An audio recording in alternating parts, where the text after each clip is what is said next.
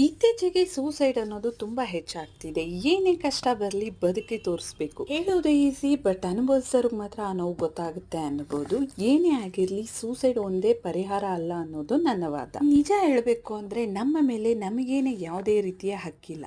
ನಾವು, ನಮ್ಮ ದೇಹ, ನಮ್ಮ ಜೀವ ಎಲ್ಲಾನು ನಮ್ಮ ತಂದೆ ತಾಯಿ ಕೊಟ್ಟಿರೋ ಭಿಕ್ಷೆ. ಬದುಕು ಅನ್ನೋದು ಅನಿವಾರ್ಯ. ನಮಗೋಸ್ಕರ ಬದುಕಬೇಕು, ಇಲ್ಲಾಂದ್ರೆ ನಮ್ಮವರಿಗೋಸ್ಕರ ಬದುಕು. ಈ ಪ್ರಪಂಚದಲ್ಲಿ ಎಷ್ಟೋ ಜನ ಕೆಟ್ಟವರಿದ್ದಾರೆ. ಅವರೆಲ್ಲ ರಾಜಾರೋಷವಾಗಿ ಮೆರೆಯುವಾಗ ಒಳ್ಳೆಯವ್ರ ಮಾತ್ರ ಯಾಕೆ ಬದುಕಬಾರ್ದು? ಈ ಪ್ರಪಂಚದ ತುಂಬೆಲ್ಲ ಒಳ್ಳೆಯವರೇ ಇರಬೇಕು ಅನ್ನೋದು ನನ್ನ ಇಚ್ಛೆ ಮಾತ್ರವಲ್ಲ, ದೇವರ ಇಚ್ಛೆ ಕೂಡ ಹೌದು. ತಪ್ಪು ಮಾಡೋದು ಸಹಜ, ತಿದ್ದಿ ನಡೆಯೋನು ಮನುಜ.